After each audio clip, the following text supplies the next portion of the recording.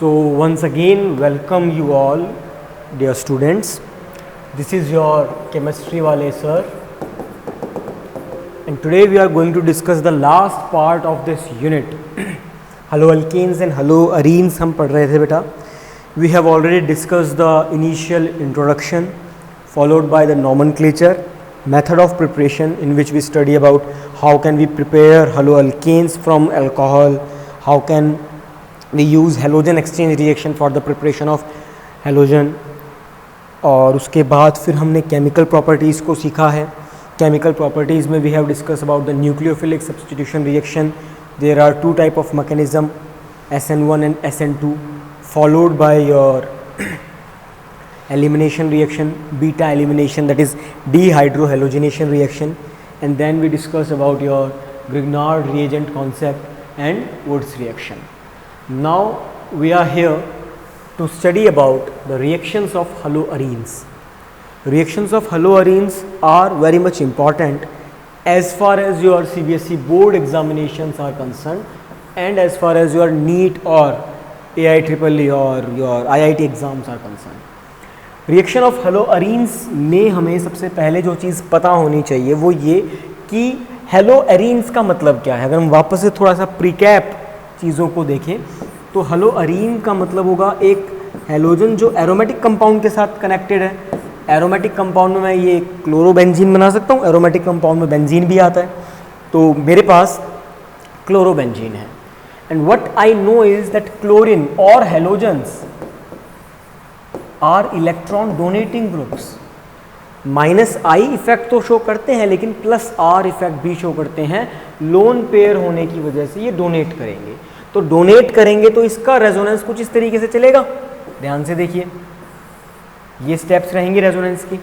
अब जो पहली चीज है वो ये कि aryl halides are very much less reactive as compare to haloalkane और एल्काइल हैलाइड. क्यों? क्योंकि रेजोनेंस की वजह से स्टेबिलिटी आ जाएगी. स्टेबिलिटी आएगी क्योंकि partial double bond character generate होगा. Partial double bond character generate होगा, स्टेबिलिटी आ जाएगी. स्टेबिलिटी आने की वजह से बॉन्ड को टूटना, बॉन्ड का ब्रेक होना, बॉन्ड का क्लीव होना will be very much difficult. The bond cleavage in the haloarenes is very much difficult as compared to your haloalkanes. That's why they are less reactive towards nucleophilic substitution reaction. The second reason is in case of alkyl halide we have sp3 hybridization compound, right? But in case of aryl halide we have sp2 hybridization hybridized compound. तो अगर मेरे पास sp2 hybridised carbon है तो उसकी reactivity भी क्या हो जाएगी बेटा, कम हो जाएगी. बिकॉज sp2 हाइब्रिडाइज्ड कार्बन की जो बॉन्ड लेंथ है वो डिक्रीज हो जाएगी. बॉन्ड लेंथ अगर कम हो गई, बॉन्ड लेंथ अगर कम हो जाएगी तो उससे क्या फ़र्क पड़ेगा? उससे ये फ़र्क पड़ेगा कि जो परसेंटेज एस करेक्टर इंक्रीज हुआ है ना, sp2 का परसेंटेज एस करेक्टर ज़्यादा होता है एज कम्पेयर टू sp3. यहाँ 25% होता है, यहाँ लगभग 33% होता है. तो परसेंटेज एस करेक्टर के बढ़ने से बॉन्ड लेंथ कम हो जाएगी. बॉन्ड लेंथ अगर कम हो जाएगी तो बॉन्ड हो जाएगा स्ट्रांग, और बॉन्ड अगर स्ट्रांग हो जाएगा तो उसको तोड़ने के लिए बहुत ज़्यादा एनर्जी लगानी पड़ेगी. दैट मीन्स कि वो कैसा हो जाएगा बेटा, वो हो जाएगा आपका लेस रिएक्टिव. तीसरी चीज़ जो बहुत इंपॉर्टेंट है, बहुत कम बच्चे याद रख पाते हैं, पर आप अच्छे बच्चे हैं ऐसा मेरे को लगता है. सर आपको तो गलत लगता है या सही लगता है वो तुम बताओगे मेरे को. कि सबसे इंपॉर्टेंट पॉइंट जो आता है वो है ये third point, instability of phenyl cation. अगर मान लीजिए मेरे पास ये क्लोरोबेंजीन है और मैंने कार्बोकैटायन बना भी दिया तो यहाँ पे पॉजिटिव चार्ज आ जाएगा इस कार्बन पे, जो कि टोटली अनस्टेबल है. ये बिल्कुल भी स्टेबल नहीं है, रेजोनेंस नहीं कर पाएगा, स्टेबिलिटी कम हो जाएगी. तो यहाँ पर SN1 तो कभी नहीं हो सकती. ये ध्यान रखना, पेपर में क्वेश्चन आएगा अमंग बेंजाइल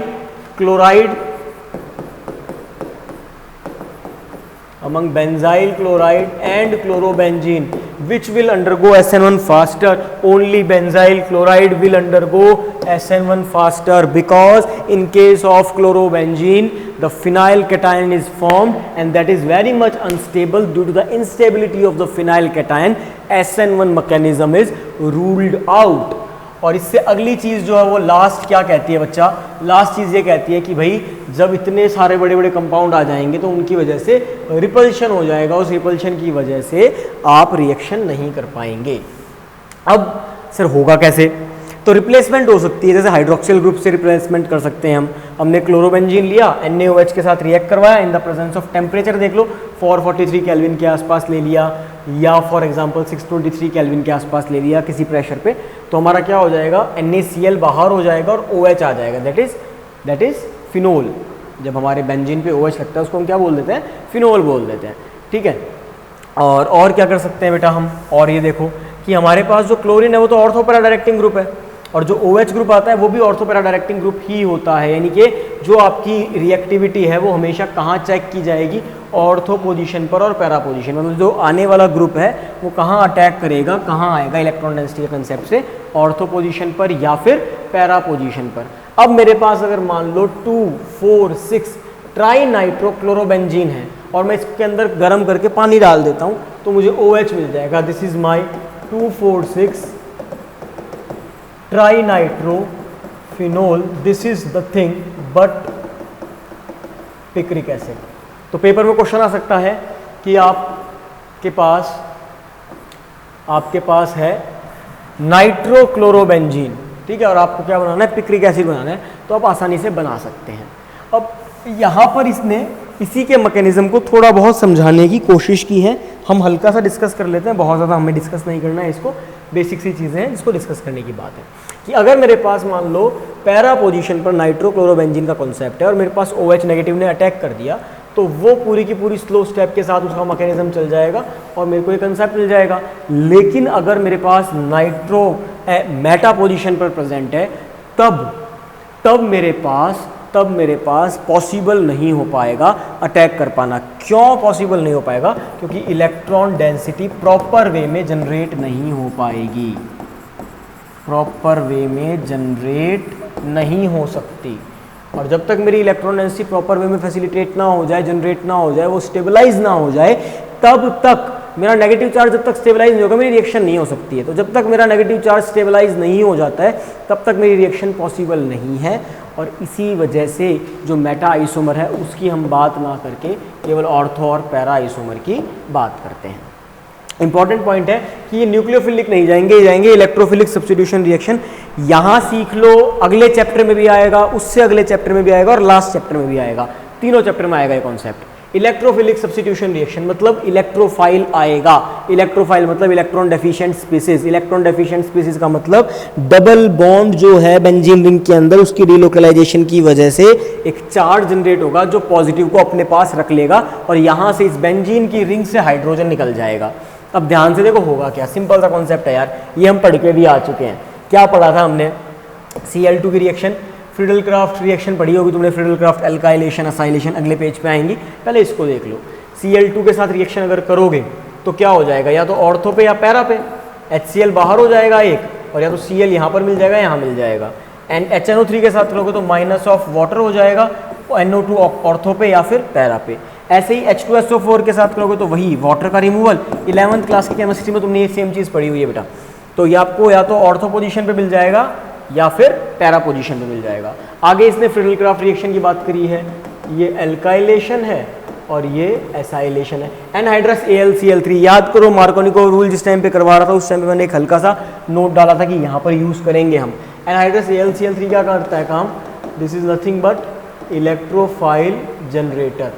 क्या करेगा ये? इलेक्ट्रोफाइल को जनरेट करने का काम करेगा।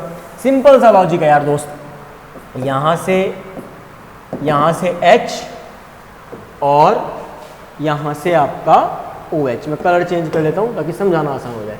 यहाँ से H चला जाएगा, यहाँ से Cl निकल जाएगा, तो HCl बाहर, CH3 आ गया। सिमिलरली अगर असाइलेशन करनी है तो आपका Cl और यहाँ से H, HCl बाहर और OCOCH3 आ जाएगा।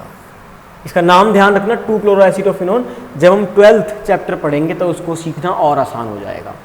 ठीक है, this is your Friedel-Crafts alkylation and Friedel-Crafts acylation reaction. Direct है, आसान है, स्ट्रेट हो जाएगी। अब क्वेश्चन है क्या, ये एक अच्छा क्वेश्चन है।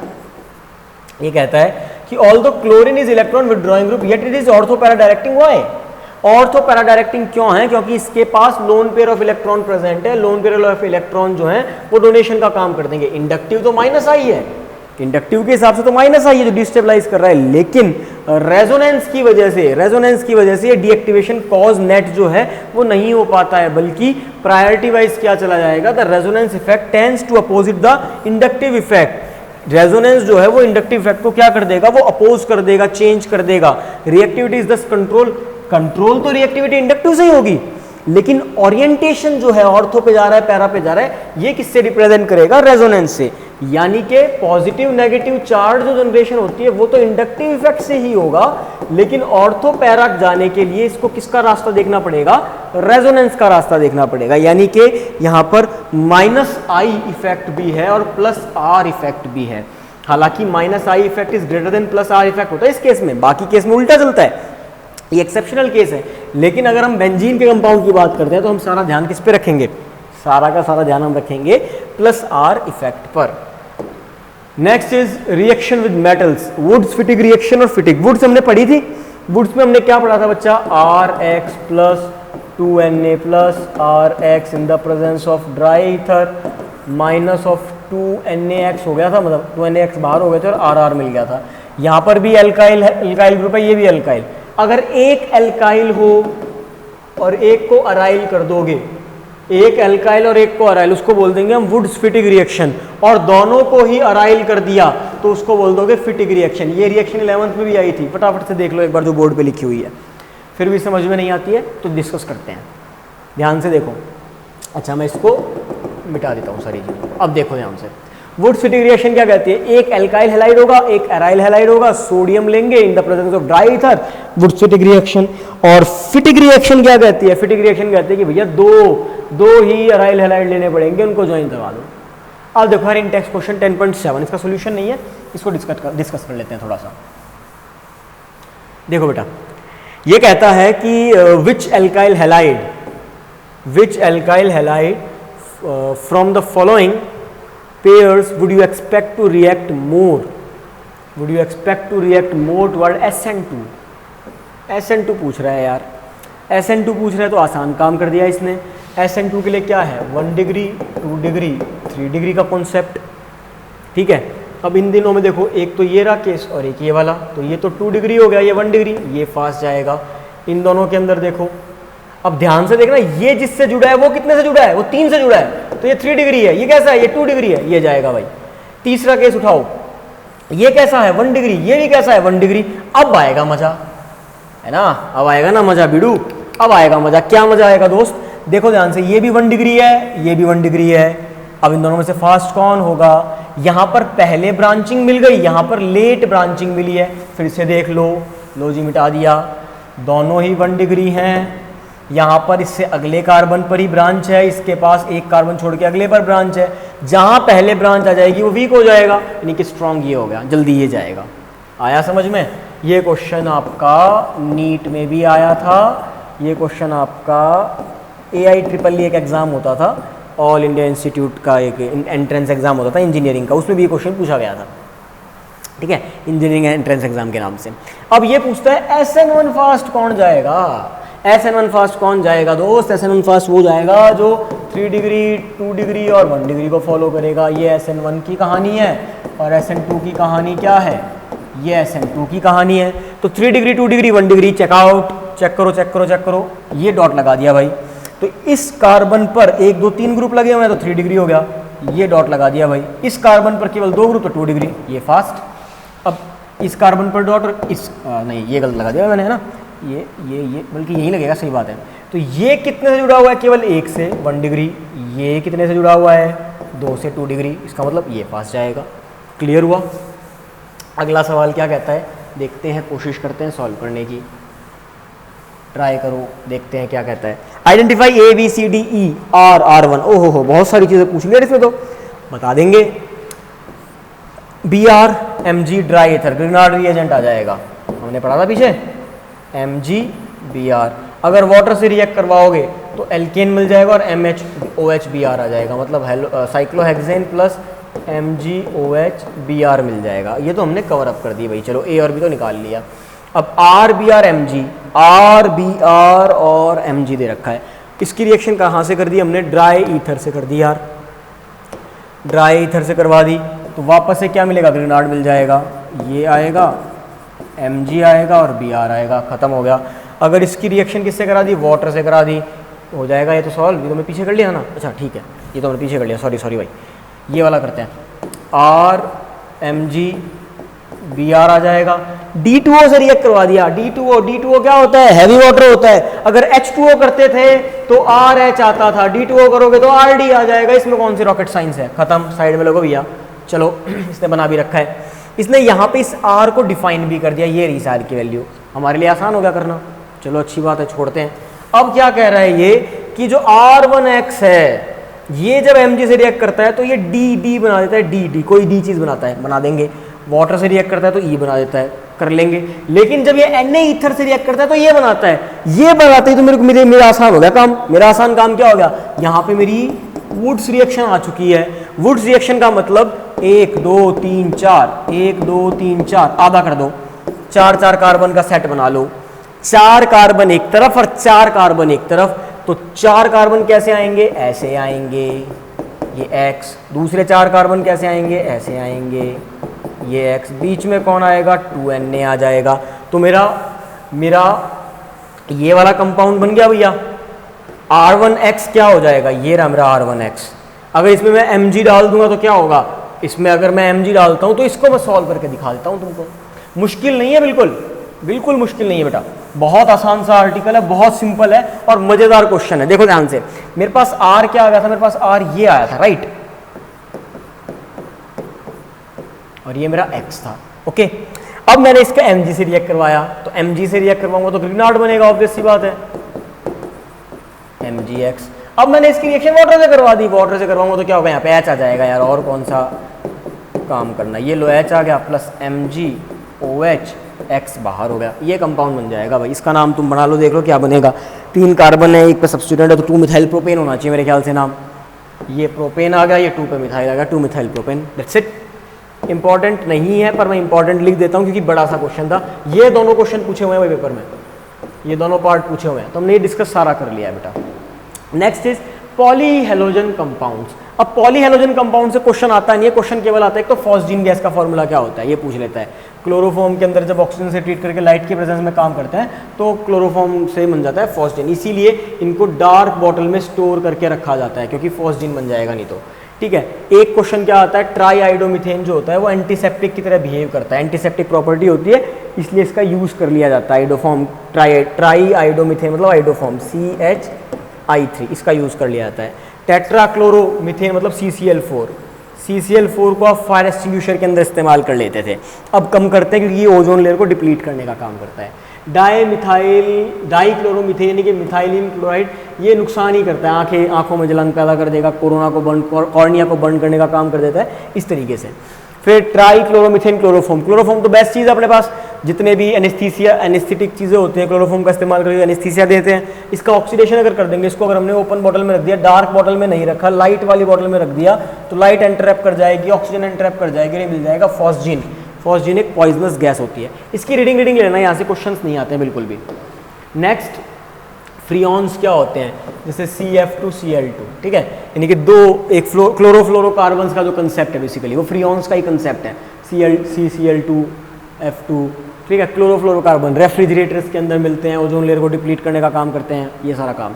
एक है फिर DDT का फॉर्मूला क्या है और DDT का नाम क्या होता है, para dichloro diphenyl trichloro ethane. डरने की बात नहीं है, पहले इथेन बना लो, 2 इथेन हो गए, ठीक है। पैरा पे डाईक्लोरो लगा दो,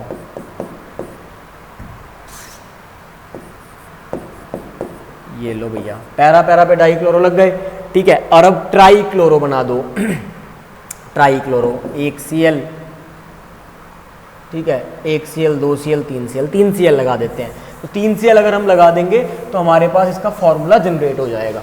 कहाँ इस्तेमाल करते थे, पहले जो मच्छर वगैरह थे उनको मारने में इस्तेमाल किया जाता था, उसके बाद इसको बैन कर दिया गया क्योंकि मच्छर वगैरह सारे रेजिस्टेंट हो गए और ह्यूमन पे अफेक्ट ज़्यादा करने लग गया। ये सीधा फॉर्मूला है, para para dichloro diphenyl trichloro ethane. Para para dichloro diphenyl trichloro ethane मतलब 2 कार्बन, इस पर एक बेंजीन, इस पर Cl, इस पर एक बेंजीन, इसकी पैरा पोजीशन पर Cl, और यहाँ पर एक Cl, दूसरा Cl, तीसरा Cl, इसको बैलेंस करने के लिए H। ये स्ट्रक्चर है यार, ठीक है, आसान सा स्ट्रक्चर है। तो this is all about this unit. इसके बाद तो इस यूनिट के अंदर केवल और केवल NCERT एक्सरसाइज बचती है, ठीक है, जो हम डिटेल में डिस्कस कर लेंगे। एक बार आप भी ट्राई करके देखना, काफ़ी सारे क्वेश्चन ऐसे हैं जो हम डिस्कस कर चुके हैं, वो आराम से हो जाने चाहिए। जैसे ये वाला क्वेश्चन है Finkelstein reaction, ethanol water alcohol, alcoholic KOH का कंसेप्ट, ठीक है। अगला है NaOH वाटर, ये आपका डायरेक्ट क्वेश्चन है। KCN ये डायरेक्ट क्वेश्चन है। RONA और RCl जैसे C6H5ONA प्लस C2H5Cl, Cl और Na बाहर हो जाएगा, you will get C6H5CO C2H5, ठीक है। अगर मेरे पास C6H5OCH3 आता है, इसको बोलते हैं एनिसोल, एनिसोल, ठीक है, ध्यान रखना, ये मिल जाएगा। उसके अलावा ये क्वेश्चन डायरेक्ट है, SOCl2 कर दोगे, परऑक्साइड वाला क्वेश्चन होना चाहिए, ये वाला क्वेश्चन भी हो जाएगा, ठीक है। डिट्टो आसान से क्वेश्चन है। SN2 मैकेनिज्म आसानी से कर सकते हो बेटा। ये इजीली हाइड्रोलाइज क्यों नहीं होता, रेजोनेंस वाला जो कॉन्सेप्ट है वो आ जाएगा यहाँ पे। पैराडाइक्लोरो का मेल्टिंग पॉइंट ज़्यादा क्या होता है, सिमेट्रिकल, ये हमने डिस्कस कर ही लिया था, ठीक है। ये वाले सारे क्वेश्चंस हो जाएंगे, ये सब कुछ, ये सारे क्वेश्चन बहुत आराम से हो जाएंगे। एक बार ट्राई करके देखना, फिर भी नहीं होंगे तो we will make one more video of discussing only the NCERT questions, exercise के जो क्वेश्चन हैं उनको डिस्कस कर लेंगे, लेकिन इन क्वेश्चंस को अटैम्प्ट करना। और जो बच्चे अटैम्प्ट कर लें वो 19th क्वेश्चन को स्टार लगा रहा हूँ बेटा मैं, और एक 11th क्वेश्चन को। अगर इस चैप्टर को तुमने अच्छे से पढ़ लिया और तुम्हें लगता हो कि हाँ यार ये चैप्टर अब हमें आता है, तो 11th क्वेश्चन और 19th क्वेश्चन और 22nd क्वेश्चन और 14th क्वेश्चन, ये 4 क्वेश्चन तो ऐसे हैं, 4 और 1 5 क्वेश्चन जो तुम्हें बहुत अच्छे से आने चाहिए, उनको अटैम्प्ट करके देखना। अगर ये अटैम्प्ट हो गए, दैट सेड कि तुम्हें ये चैप्टर बहुत अच्छे से आ गया, वरना कहीं कहीं कोई ना कोई मिस्टेक्स हैं, ठीक है। So this is your chemistry वाले sir, saying tata bye bye. अच्छे से पढ़ो, मेहनत करो, ध्यान रखना कि केमिस्ट्री मुश्किल नहीं है, हम पढ़ाई देर से शुरू करते हैं। और भैया ऑर्गेनिक की वीडियोस हैं, इनको शेयर ज़रूर करना उन बच्चों के पास जो बहुत अच्छे से नहीं पढ़ पाते हैं या जिनको ये डाउट रहता है कि यार ऑर्गेनिक में तो रट्टा मारना पड़ता है, ठीक है। थैंक यू सो मच बेटा, थैंक यू।